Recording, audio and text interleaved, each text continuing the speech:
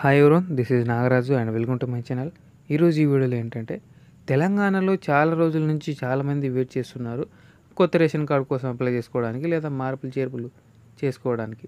అయితే గతంలో కూడా చాలామంది అప్లికేషన్ చేసుకొని ఉన్నారు మార్పులు చేర్పుల కోసం కానీ లేకపోతే కొత్త రేషన్ కార్డుల కోసం కానీ. అయితే ఈ నెల 28 నుండి మీ సేవలో అప్లికేషన్ ఫామ్ తీసుకున్నట్టుగా మనకు న్యూస్ అనేది చక్కర్లు కొడుతుంది, వార్తా ప్రకటన కూడా వచ్చింది. అయితే ఇక్కడ మనకు ముఖ్యంగా ఈ అప్లికేషన్ కనిపిస్తుంది కదా, ఈ ఫామ్ ఇదే మనం ఫిలప్ చేయాల్సింది అన్నట్టుగా మనకు సర్క్యులేట్ అవుతుంది. అయితే ఇది వెబ్సైట్లో మనం డౌన్లోడ్ చేసుకోవచ్చు. తర్వాత మనకు దీనికి సంబంధించిన అర్హులు ఎవరు అనే విషయాన్ని కూడా మనం ఈ వీడియోలో క్లియర్గా మాట్లాడుకుందాం. అయితే అప్లికేషన్ ఏ విధంగా డౌన్లోడ్ చేసుకోవాలనే విషయానికి వస్తే మీ దగ్గర ఉన్న ఏదైనా బ్రౌజర్ ఓపెన్ చేసుకోండి. అక్కడ మనకు టీఎస్ మీ సేవ ఆన్లైన్ అని సెర్చ్ చేయగానే మనకు ఓ విధంగా వెబ్సైట్ వస్తుంది. సో మొదటి వెబ్సైట్ని ఓపెన్ చేస్తే మనకు లోడ్ అవుతుంది. ఇంకోటి ఏంటంటే గతంలో మనకు మీ సేవ పోర్టల్ అని ఉండేది, తర్వాత మీ సేవ పోర్టల్ ఆన్లైన్ అని రెండు విధాలుగా ఉంది. మరి ఇప్పుడు కూడా అలాగే ఉంది, ఏమంటో చెప్పలేం కానీ. సో ఈ విధంగా వెబ్సైట్ ఓపెన్ తర్వాత మన కింద పైకి స్క్రీన్ స్క్రోల్ చేసి ఇక్కడ డౌన్లోడ్స్ అని ఉంటుంది. సో దీనిపైన కానీ కింద అప్లికేషన్ ఫామ్ పైన కానీ మనకు చాలా రకాలకు సంబంధించిన అప్లికేషన్ ఫామ్స్ అనేవి కనిపిస్తాయి. ఈడబ్ల్యూఎస్ కానీ సిడిఎంఏ కానీ తర్వాత రెవెన్యూకి సంబంధించి కానీ ప్రతిదీ కూడా ఉంటుంది. మనకు పైనుంచి రెండోది ఉంది కదా సివిల్ సప్లైస్ అని. సో దీనిపైన కానీ మనకి ఈ విధంగా ఇక్కడ కనిపిస్తుంది application for new ration card అని ఉంది. సో దీనిపైన కానీ మనకు అప్లికేషన్ ఫామ్ అనేది డౌన్లోడ్ అవుతుంది. ఇక్కడ నుండి మనం ఓపెన్ చేసుకోవచ్చు. తర్వాత కరెక్షన్ ఫర్ రేషన్ కార్డ్ అనే అప్లికేషన్ కూడా ఉంటుంది. అప్లికేషన్ దాన్ని కూడా మనం ఓపెన్ చేసుకొని డౌన్లోడ్ చేసుకోవచ్చు. కరెక్షన్కి సంబంధించిన ఎవరైనా ఉంటే ఎడిట్ చేసుకోవడానికి మార్పులు చేర్పులు పేర్లు ఉంటాయి సంబంధించి ఉంటాయి కదా, అట్లా అనమాట. కొత్తగా పెళ్ళైన వాళ్ళు కానీ పిల్లల్ని కానీ యాడ్ చేసుకోవడానికి కూడా ఎడిషన్స్ సంబంధించినవి ఉందన్నమాట. ఈ విధంగా మనం డౌన్లోడ్ చేసుకొని మనం ఫిల్అప్ చేసి మనం మీ సేవలు ఇస్తే వాళ్ళు ఒక రిసిప్ట్ ఇస్తారు మనకు. ఆ రిసిప్ట్ ద్వారా గ్రామ సభల్లో ఎంపిక చేయబడుతుంది అన్నట్టుగా చెప్తున్నారు. అయితే ఎవరైతే కొత్తగా అప్లికేషన్ చేసుకుంటారో వాళ్ళు రేషన్ కార్డు కోసం ఈ ఫామ్ ఫిల్అప్ చేసుకోవాలి. At of the family house hold details అని ఉంది కదా, కార్డ్ టైప్ వచ్చేసి ఎఫ్ఎస్సి అనే చెక్ బాక్స్ ఇవ్వాలి. యూఐడి నెంబర్ ఆధార్ నెంబర్ ఇవ్వాలి. ఎట్ ఆఫ్ ద ఫ్యామిలీ ఎవరైతే ఉన్నారో లేడీస్ ఉంటారో వాళ్ళ పేరు ఇవ్వాలి. వాళ్ళ ఫాదర్ నేమ్ భర్త పేరు ఇవ్వాలి.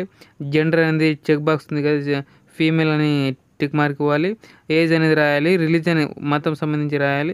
సోషల్ స్టేటస్ బీసీ ఎస్సీని ఎస్టీనా లేకపోతే అన్ని జనరల్ అని సెలెక్ట్ చేసుకోవాలి. గ్యాస్ కనెక్షన్ ఉంటే లేకుంటే నో ప్రాబ్లం, ఉంటే మాత్రం ఇక్కడ ఎస్ అని పెట్టేసి ఇక్కడ గ్యాస్ కనెక్షన్ స్టేటస్ ఏంటి, దీపమా లేకపోతే డబుల్ సిలిండరా లేకపోతే సింగిల్ సిలిండర్ అనేసి ఉంటుంది కదా, సంబంధించి ఇవ్వాలి. గ్యాస్ కంపెనీ ఏజెన్సీ నేమ్ అని ఇవ్వాలి. ఏజెన్సీ నేమ్ కూడా ఇవ్వాలి. తర్వాత కన్జ్యూమర్ నెంబర్ ఇవ్వాలి.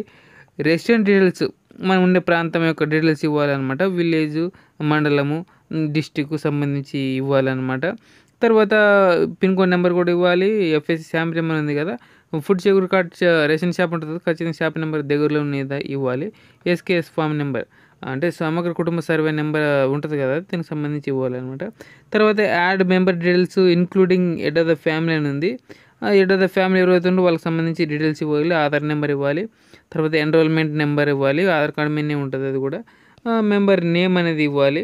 ఈ విధంగా ఈ 3 డీటెయిల్స్ అనేది మనం head of the family details నింపాలన్నమాట. తర్వాత విషయానికి వస్తే మన ఫ్యామిలీ మెంబర్స్ని యాడ్ చేసుకోవడానికి ఈ కాలంని ఫిలప్ చేయాలి. ఏజ్ రాయాలి, జెండర్ రాయాలి. Head of the family HOF అని ఉంది కదా, హెడ్ ఆఫ్ ద ఫ్యామిలీ కాదు కాబట్టి నో అని రాయాలి అనమాట. తర్వాత మన relation with head of the family ఎవరైతే ఉన్నారో వాళ్ళ కొడుకు అవుతాడా లేకపోతే భర్త అవుతాడా లేకుంటే ఇంకే ఎట్లా అవుతుందని ఇక్కడ రాయాలన్నమాట. సో ఎగ్జాంపుల్కి నేను ఉన్నా కదా, నా ఏజ్ రాయాలి, నా జెండర్ రాయాలి. నేను హెడ్ ఆఫ్ ద ఫ్యామిలీ కాదు కాబట్టి నో అని పెట్టాలి. తర్వాత మా తల్లిది గారు హెడ్ ఆఫ్ ద ఫ్యామిలీ కాబట్టి నేను కొడుకు అవుతాను, సన్ అని రాయాలి. తర్వాత ఇన్ఫర్మేట్ ఎవరైతే ఇచ్చారో వాళ్ళకి సంబంధించిన ఇన్ఫర్మేట్ నేమ్ రాయాలి. ఇన్ఫర్మేట్ రిలేషన్ రాయాలి, అంటే వాళ్ళతో హెడ్ ఆఫ్ ద ఫ్యామిలీతో. మొబైల్ నెంబర్ రాయాలి. తర్వాత ఆధార్ కార్డు డాక్యుమెంట్ కాబట్టి డాక్యుమెంట్ నెంబర్ రాయాలి. ఏజ్ ప్రూఫ్ కోసం కూడా అదే కాబట్టి అడ్రస్ ప్రూఫ్ కోసం కూడా అదే ఇవ్వాలన్నమాట, ఆధార్ కార్డు డీటెయిల్స్. ఆ డెలివరీ టైప్ వచ్చేసి మాన్యువలా, లోకల్ పోస్టా లేకపోతే నాన్ లోకల్ పోస్టానికి సంబంధించి టిక్ మార్క్ ఇవ్వాలి, చెక్ బాక్స్. సో మనకు ఈ డాక్యుమెంట్స్ లిస్ట్ వచ్చేసి application form, Aadhaar card proof ఈ విధంగా ఉంటే సరిపోతుంది. సిగ్నేచర్ పెట్టేసి మనకు మీ సేవలు ఇచ్చేస్తే అప్లికేషన్ అయ్యి మనకు రిసిప్ట్ ఇస్తారు. దాని ద్వారా మనం గ్రామ సభలో వాటిలో సంబంధించి వెరిఫికేషన్ చేసుకోవచ్చు. అప్లికేషన్ ప్రాసెస్ అని తర్వాత అయితే ఈ విధంగానే మనకి యాడింగ్ గానీ, మెంబర్స్‌ని యాడ్ చేయడం గానీ, లేకపోతే కరెక్షన్‌కి సంబంధించి గానీ, లేకపోతే డీటెయిల్స్‌కి సంబంధించింది గానీ, పూర్తిగా అనేది మనకు అప్లికేషన్‌లో మనం ఇంతకుముందు వెబ్‌సైట్‌లో అన్నీ ఉంటాయి. అక్కడ నుండి డౌన్‌లోడ్ చేసుకొని మనం ఈ విధంగానే అప్లికేషన్ చేసుకోవచ్చు మీ సేవలో.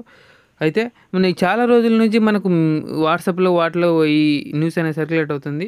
దీనికి సంబంధించిన అర్హులు ఎవరు అని. సో, ఇది నిజమా? కొత్తగా తీసుకొచ్చారా? లేకపోతే ఏంటనేది 28 తర్వాత మనకు తెలుస్తది. ఏదైతే విధి విధానాలకు సంబంధించి టర్మ్స్ అండ్ కండిషన్స్ అందులో. అయితే ఈ విధంగా ఉంది న్యూసు. గ్రామ సభలు, డివిజన్, వార్డు సభ్యుల ద్వారా నూతన రేషన్ లబ్ధిదారుల ఎంపిక అనమాట. 2 రోజుల నిర్ణయం తీసుకున్న రాష్ట్ర ప్రభుత్వం. తెలంగాణ రాష్ట్ర వ్యాప్తంగా ఇప్పటివరకు 2,80,00,000 రేషన్ కార్డులు ఉన్నాయి. 100 గజాల పైబడి ఉన్న సొంత కారు, సొంత ప్లాట్ కలిగి రేషన్ కార్డులకు కలిగిన వాళ్ళు అనర్హులు అనమాట. తర్వాత గతంలో అర్హత కలిగి ఉండి ఇప్పుడు సంపన్నులుగా ఉంటే వాళ్ళు కూడా రేషన్ కార్డు తీసుకోవడానికి అనర్హులు.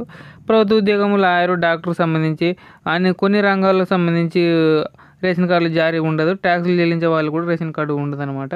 వీటితో పాటు మరికొన్ని కీలక సమగ్ర సమాచారం ఆధారంగా రేషన్ కార్డుల జారీ కార్యక్రమం ఉంటుంది అనమాట. రాష్ట్ర ప్రభుత్వం తీసుకున్న నూతన నిబంధనల నకిలీ మరియు ఫేక్ రేషన్ కార్డుల ద్వారాకు చెక్ పెట్టి ఆరోగ్యశ్రీ 15 లక్షల రూపాయల పెంపుతో పాటు రేషన్ కార్డులో మరికొన్ని సరుకులు అందించే ఆలోచనలో రాష్ట్ర ప్రభుత్వం ఉందని చెప్తున్నారనమాట. సో, ఇట్లా నడుస్తుంది. సో, ఇది ఎంతవరకు నిజం అవుతుందా ఏంటి అనేది మనం చూసుకోవాలి. ఎందుకంటే గైడెన్స్ వచ్చిన తర్వాత మనము టర్మ్స్ అండ్ కండిషన్ చూసి నిర్ణయం తీసుకోవాలి. ఇలాంటి కంటెంట్లు ఉన్న దాంట్లో చాలా వస్తాయి భవిష్యత్తులో కూడా. సంబంధించి ఏదున్నా కానీ పథకాలున్నా సంబంధించి అప్లికేషన్ ఉన్నా చెప్తాను నేను. తర్వాత నా ఛానల్లో చాలా వీడియోస్ వస్తాయి. మోటో వ్లాగ్‌కి సంబంధించింది, ఎలక్ట్రిక్‌కి సంబంధించింది మంచి వీడియోస్ నేను చేస్తున్నా. ఇప్పటికి చాలా రికార్డ్ అయినాయి. సో, కాబట్టి తప్పకుండా అందరూ షేర్ చేయండి, లైక్ చేయండి, సబ్స్క్రైబ్ చేసుకోండి. అలాగే గంట సింబల్‌ని యాక్టివేట్ చేసుకోండి. ఇది నేను చెప్పదలుచుకున్నది. Thank you.